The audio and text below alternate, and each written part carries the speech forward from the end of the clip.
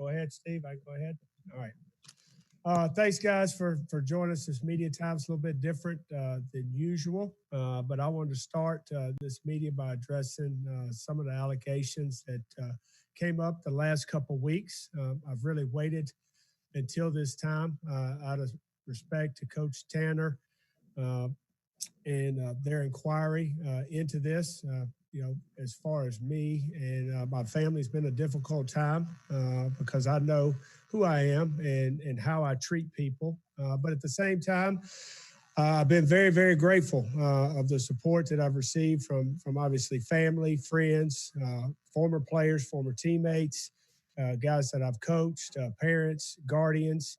It's really been overwhelming, and just want to say thanks to those people. I've touched base with most of them personally, but one thing that it has made me realize, it's made me want to be, a better coach, a better person, a better father, a better husband, a better brother, a better teammate to my former teammates, a better friend. When you read those things, you realize that, you've done some good things, but you can do better. And regarding this issue, I met with Coach Tanner and part of his administrative staff, about this when it came up shortly after the article came up. I was completely transparent and honest about every question that came my way. I have nothing to hide. I understand that Coach talked with several players on our football team, talked to some people at Colorado State, but again, I was completely transparent, and I have nothing to hide in the ongoing investigation that Coach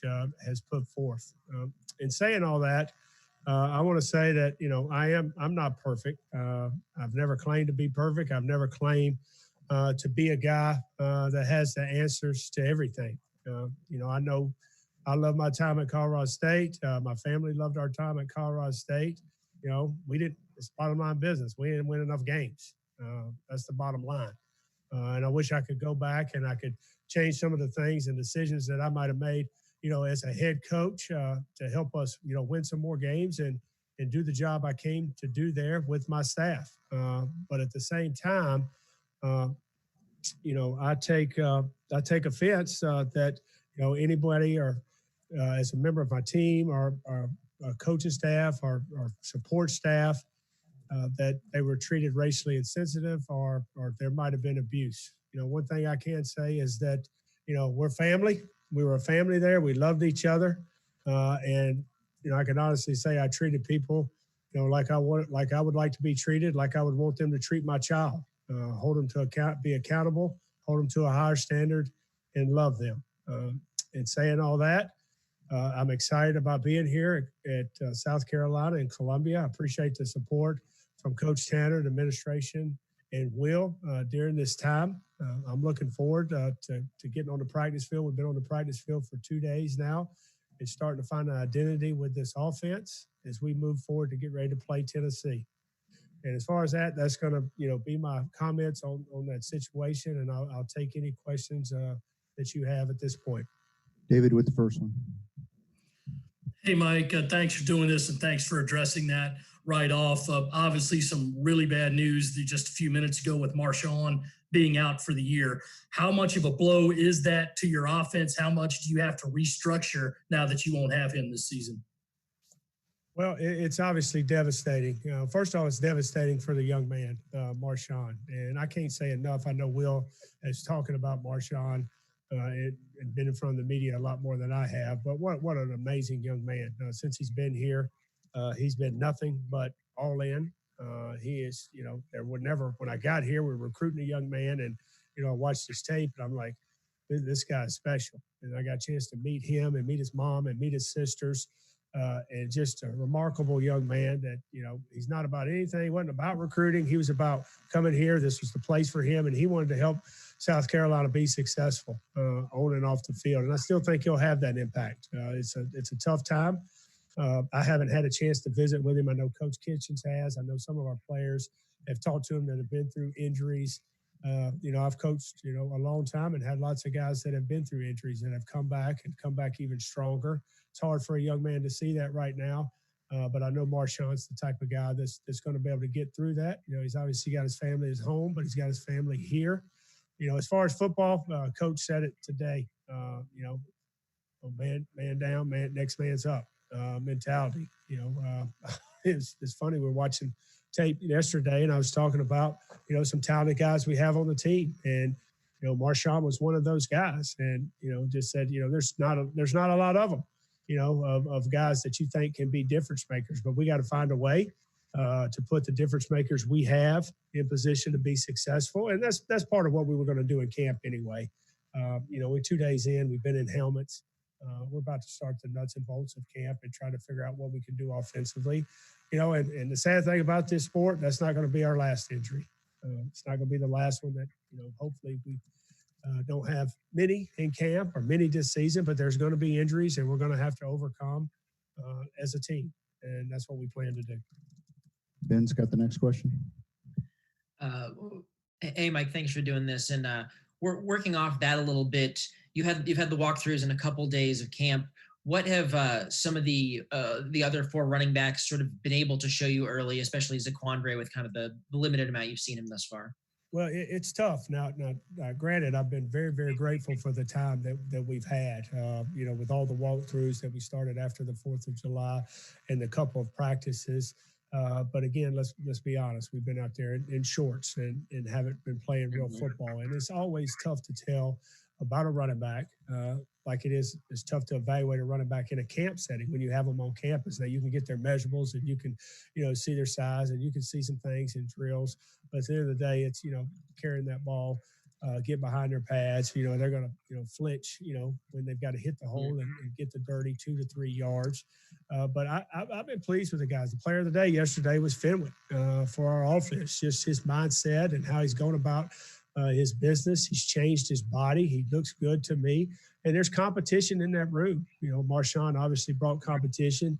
He's been about competition since day one. He hadn't backed down to when I got here last winter. He's been about competition, and those guys have responded. Fenwick has responded. Rashad Amos, a new guy. And then we got Guan is here now. 1 day with him on the field. He missed the first day because of orientation, being a new student. But yesterday, you saw some good things. He's obviously got the size. You saw some ability in him and some short area quickness and some long speed. And I love his attitude. I love his mentality. He's brought some life to that running back room. And, we all know in this league, you're going to need multiple running backs. And, we're got to get those guys ready to play. And this year, more than ever, with what we're dealing with the COVID, and guys could be down at any moment. So our job as coaching staff is always to get everybody ready. But this year, more especially than any others. Pete Acabelli, AP. Hi, Mike. I have to ask, has Ray told you that his inquiry into the allegations is finished? And I know Colorado State had hired a firm to do the same. Have you met with them, or do you have plans?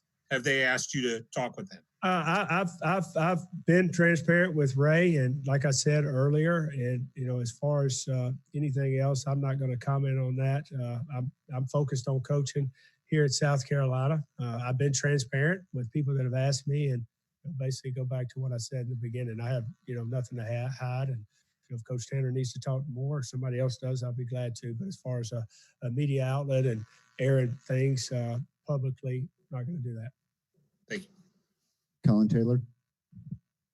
Hey, Mike, I know there's no real, bright spot to an injury, but does it help that Marshawn got hurt, a little bit earlier in the camp? That way you can kind of adjust based off that and kind of figure out a plan after that. I know there's no good time to get injured, but is that kind of helpful to you guys? I mean, it's like I said earlier, the question earlier, there's going to be injuries, and you have to adapt as a coach. You know that.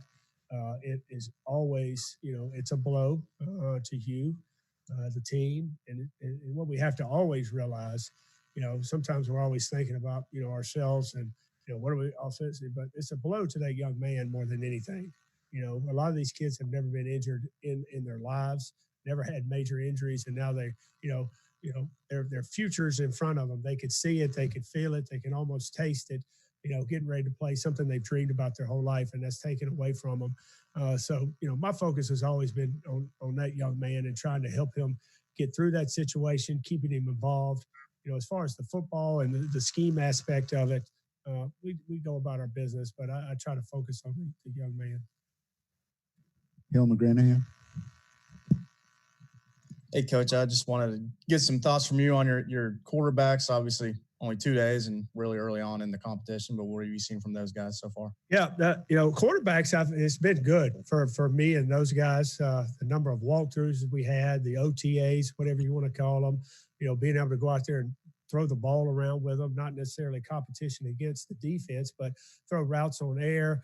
And then just the command that you got to have on the offense, being able to take command at the line of scrimmage or in the huddle, to have meetings with these guys. I've enjoyed every minute of it, and it's been good. I've seen improvement in that group every single day. We've been rotating, basically Colin and Ryan with the ones. Luke got some ones as well, a little bit, but those two got the majority of the one reps. Ryan started out the first day. Colin had the second. Day 3 will be tomorrow. So Ryan will be back getting the one reps, and I've been pleased with both of them. I think competition's healthy. That's what I told them from day one. We're gonna have competition. It's never. I've always said this, coaching quarterbacks, you're never waiting your turn. There's competition every day. You better be working to get better. And if you don't have guys in the room that don't think or don't want to be the starter, you've got a wrong room.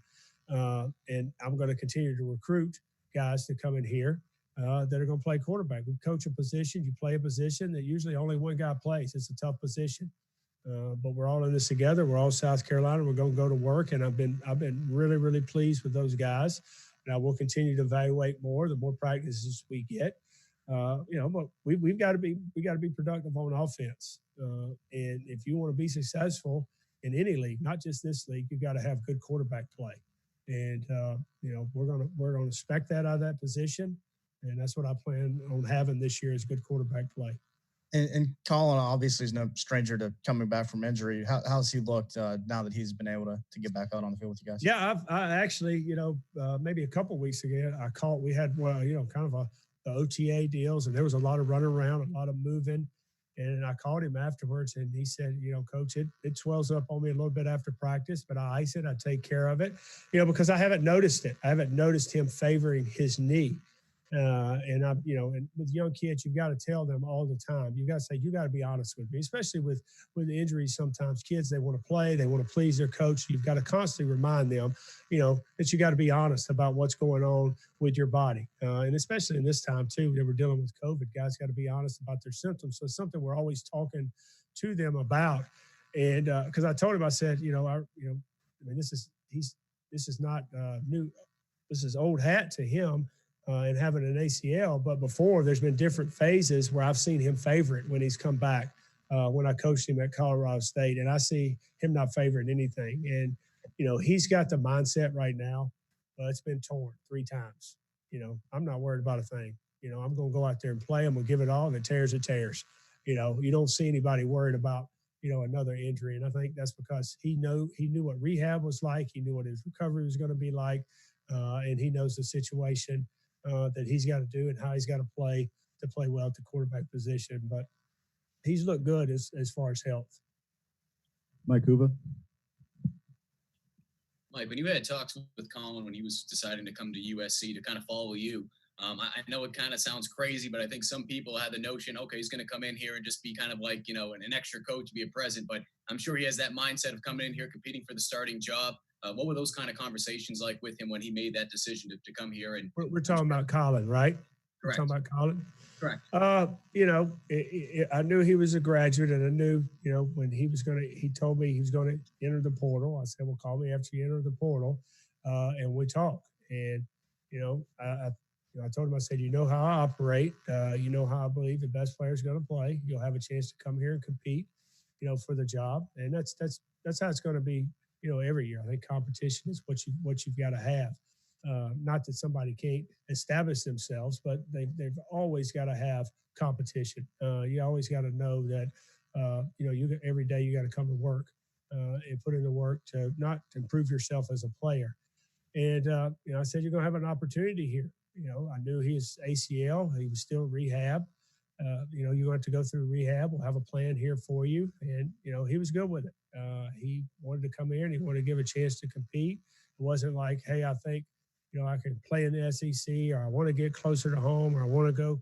I think, he'd been through so much there at Colorado State, and he was a graduate of that program, of that college. And now, he wanted to go somewhere and have a fresh start.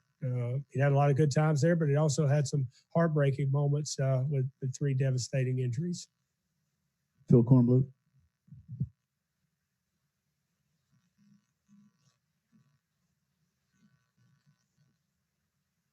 Phil, you got to there we go. unmute. Hey, Coach, a couple of It's quick a Zoom questions. violation in my meeting if I can't see your face. That's a Zoom violation. But go ahead. I mean, listen, I don't want to scare you, but I'll. It won't start. Oh, there we go. Okay, it doesn't want to show it. How you doing? I'm good. Good. A couple of questions.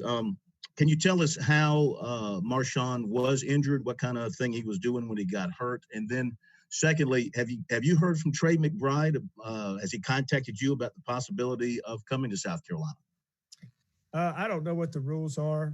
It's just I'll answer the Trey question first. As far as my contact with him, I know when a guy enters the portal, you're free to contact him. I'll leave it at that.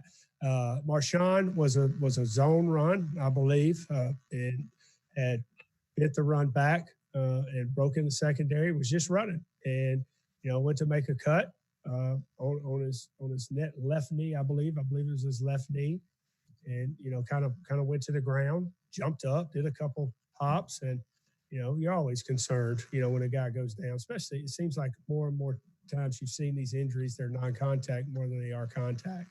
But you're just hoping for the best. And then, we got the news last night, and obviously not the news that you wanted, but, just a normal run. He's running, very similar if he would be running and training and cutting, with what they would do with Coach Jackson in the weight room. Mitch Brown. Thank you. Hey, Coach, how's it going? Obviously, you've only had 2 practices so far. What have you seen out of this receiver group as far as some of these young guys stepping up? Some of the players that talked about Rico Powers, some of the players that talked about Xavier Legette. So what have you seen so far? Well, we've got we've had the 5 practices in the spring, and obviously some new guys have come into the fold since then. But we're able to get out there some this summer with the ball, which was good. And I'm always about, transparency and honesty. Same thing I'd say to you that I'd say to receivers. We got to get better at that position, and that's going to come by understanding this, playbook, understanding what we're doing a good job as a coaching staff, putting people in position that suits their strength. But I do see some promise there. I like the way the guys have worked. Coach Cox has done a good job with them. Rico Powers was a guy that has impressed me early on. Xavier Legette's down with a mild ankle sprain right now, and Rico Powers is running the number 1 X receiver. And that's a credit to him, how he worked out this summer. He's got himself in shape. Now, is he having some bust here or there? But that's being a freshman. But we like the way he practices, the way he can run, the way he competes, the way he's learned. The new kid, Jalen Brooks, came in yesterday and made a bunch of big plays. And, anytime you come out there and you make plays, it gets everybody's radar up. I like all these guys on our football team. I think they're good guys. They're working extremely hard. But when it comes down to it, it's going to be about production. Can you produce? Are you going to produce in practice? If you produce in practice, you're going to have an opportunity to get the ball in the game. And it's like I told our offense on the first day. I said, we're about competition. And a lot of times, you think your competition is within your segment. So receivers, you think you're competing against each other, but you're also competing against the other segments. If I feel like I've got, better tight ends and fullbacks than I do receivers and they're more productive, then we might lean that route and be 12 or 21 personnel heavy. If I feel like the receivers, are better, we could be some 10 personnel or 11 personnel. So that's part of building our identity as a football team, is trying to figure out who we can depend on. It's about production, and we got to figure out ways to be productive in the passing game. We weren't very productive last year. Just look at yards per attempt at five yards or something like that. with as many times as we threw the ball, you got to be more productive throwing the ball. And that's not just a receiver.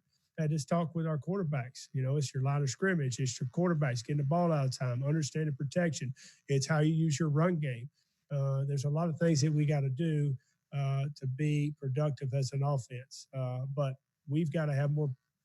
The short answer of my answer is we got to have some more production at the receiver position. Gabe McDonald. Hey, Coach, one of the quarterbacks being Luke Doty, obviously he's been on campus since January, and he's been a guy that's also has been in the headlines about his versatility. He has history playing multiple positions. Can we expect to see him maybe at the receiver spot as well, with him having that history? Yeah, I can't say enough about Luke Doty.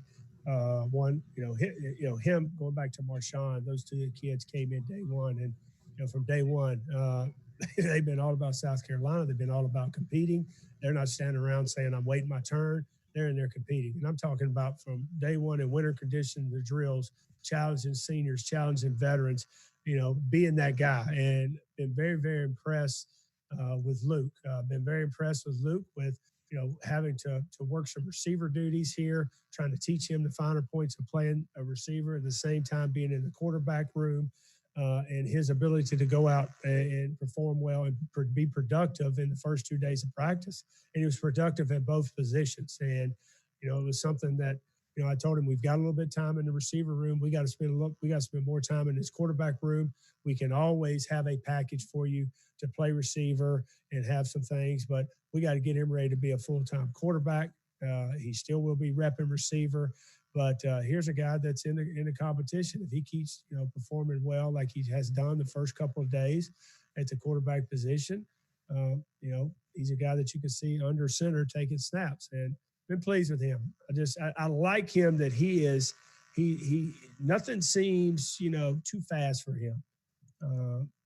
He's very calm and about how he approaches in the pocket. He's got a good demeanor. He's got good arm strength, and obviously he's got good athletic ability. And that goes back to the question or my answer about being productive. We got to find ways to be productive and move the ball offensively. With his first 2 days and what I've seen, he's been a productive guy. So he'll be a guy that touches the ball. John Whittle. Hey, Mike. You mentioned in the spring that you needed to wait to get into the fall and get your guys, the rest of the recruiting on campus before you could really kind of pinpoint an identity for your offense and so forth. Where are you in that point in terms of, starting to figure out how you want to run a particular game and what the kind of offensive identity will be? Yeah, that's a good question. And I basically addressed that question with our team in the first meeting. I said, that's one of our objectives is this camp is to find identity. I have an idea of what I think we're going to become, but at the end of the day, I got to let it play out in practice. And that goes back to who's, what personnel group are we most productive? Now you're going to see all of it from us, but what are we going to be, major in? Are we going to major in 11 personnel? We're going to major in 12 personnel. We're going to major in a two-back set. And I've done all of that in my career offensively at different staffs and different stops, but it's always something that you got to figure out offensively. And it's hard. And it's, I got an idea, but we got to go out there and we got to put on the pads. And I got to see some things with the guys in pads and see some of these, young guys. And now with the injury with Marshawn, the running back White coming into the fold and some of these other guys, we got to see what they can do. Go to Michael Lanana. Hi, Mike. Excuse me. What have you seen from Shi Smith so far? Obviously, being a veteran in that room, doesn't seem like he's necessarily the most vocal guy or the loudest guy, but what do you expect from him in terms of just his leadership on and off the field this year? Well, it's funny you asked that. I had a conversation with Shi the other day. I said, I'm not going to ask you to stand in front of the room and talk to the team about what we're going to do, how we're going to get there. I'm not going to ask you to give some motivation speech the night before the game. What I'm going to ask you to do is be a good teammate. And that means you go out every single day and you bust your, butt in practice. You're a leader by how you go out and you work at your craft. being a good teammate, I expect you to learn every position on offense at the skill position because you're going to be a guy that we have to move around. That's what I've asked of him, and I've been, the first 2 days I've been pleased with him. And we haven't gotten a lot of schematic stuff yet. You go back and you go back over your install again. You're not trying to scheme up our defense and necessarily move guys around to get them the ball in your install. But Coach Cox has been working with him, since we started back heavy on the meetings in July about teaching him every position.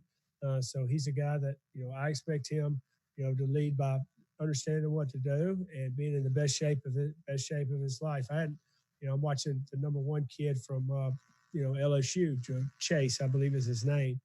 And this kid is running 9 route after 9 route after 9 route. And then he's coming lining back up and playing, he don't come off the field,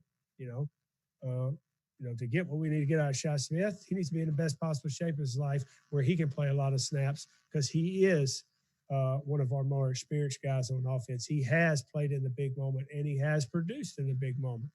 I want his production to be at a level, that's, one of the better receivers in this conference, but he's got to get to that point and embrace what we're doing on offense. And I feel like we're heading in that direction. Colin Taylor. Hey, Mike, you've kind of talked about Rico Powers, mentioned him as a guy that's taking reps with the one. What about his skill set really lends itself to maybe your scheme? And what have you seen out of him over the first, couple of days of practice? Well, I've seen a guy that, practices hard every snap. He's going full speed. And he has got himself in a condition where I don't know what he runs in the 40. I know we had a time on him when he was in camp, before he came here going into his senior season. But whatever he runs it all day. He runs it all day because he's conditioned himself to be in the best possible shape that he can be in. He has a little bit of a skill set like Shi. I don't know if he has the top end speed like Shi, but his body frame and what he can do. And then his focus has been extremely well. A freshman to come, now he's got some bust hat, but a freshman to come in here and start to understand what we're doing and be able to line up and be able to play fast has been impressive. And he'll continue to improve. Now there are going to be some days. Yesterday was one of those days for him. He struggled at times, but that's part of being a freshman and learning. It's like I told the quarterbacks last night. I said yesterday's practice is like a game. Some good, some bad, some good, some bad.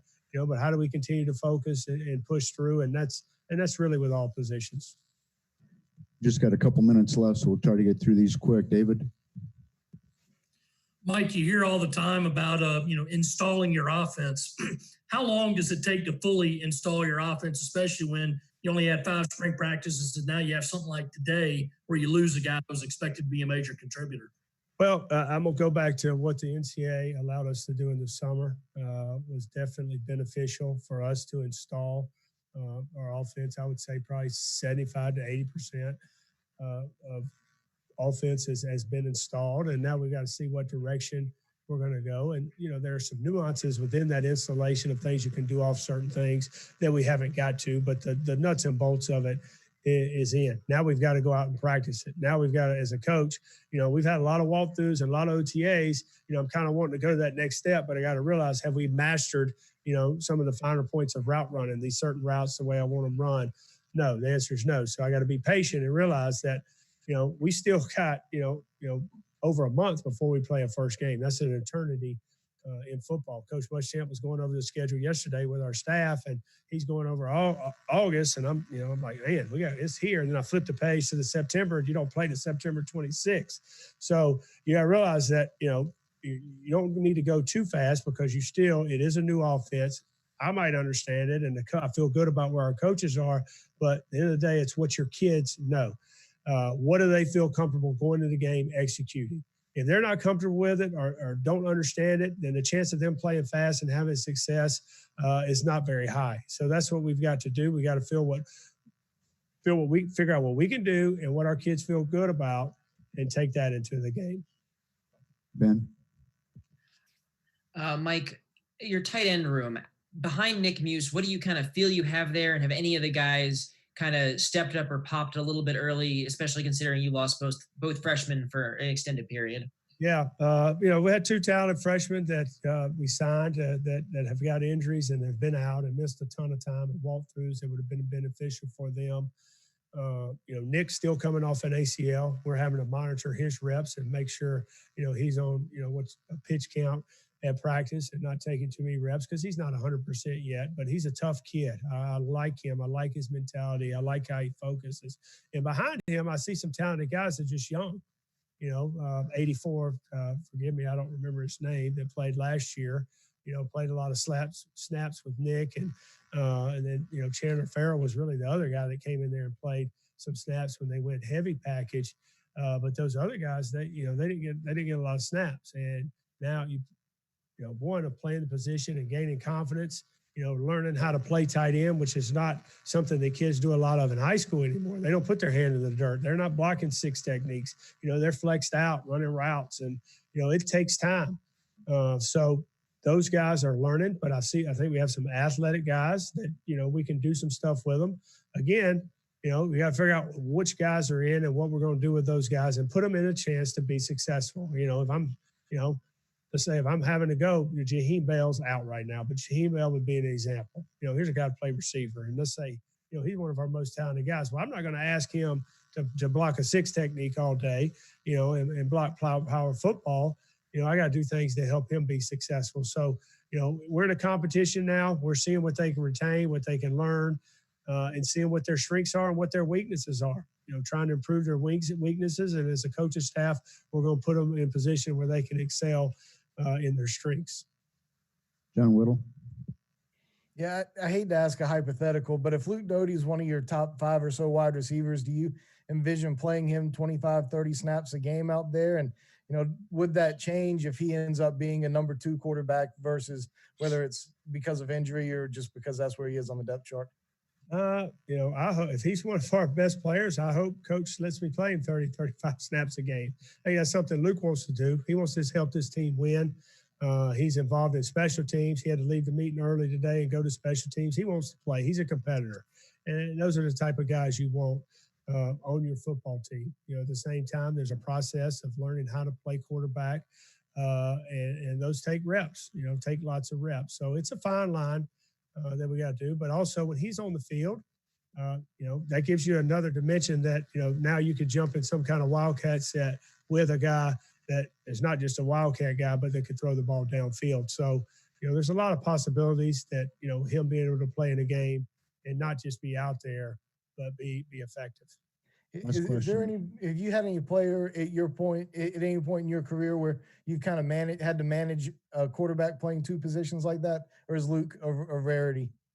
No, I've had guys that we've grabbed on the defensive side of the ball. Coach T-Rob just walked in, so I'm begging for J.C. Horn right now to play a little receiver. Get a few snaps for him at receiver after he picked off one of our balls yesterday and looked like a wideout. But I've dealt with that, and they're primarily their main position, and you're gonna have a package for them. And I think all that stuff is it's about having things where you can be successful. And, nowadays, these kids, man, nobody really wants to, kind of take their time and develop anymore. They want to play, or sometimes they're heading out the door. So as coaches, we got to do more to one, we're not going to cater to them and let them play if they don't deserve it. But if they've got some talent, try to create packages, and I think, I told our guys in the first night, I want to build depth. I want to play multiple guys, but you got to earn the right. But if we've got guys like, for example, Luke Doty that's talented, then let's build a package for him, to come in the game, get these guys on the field. That's good for team morale. That helps with our health. So that's something, we're going to strive to do offensively, is play a lot of guys. But like I told them, I'm not going to play you just to play you.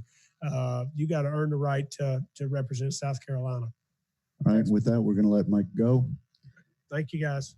Appreciate it. We'll have an opportunity to talk to him again a couple more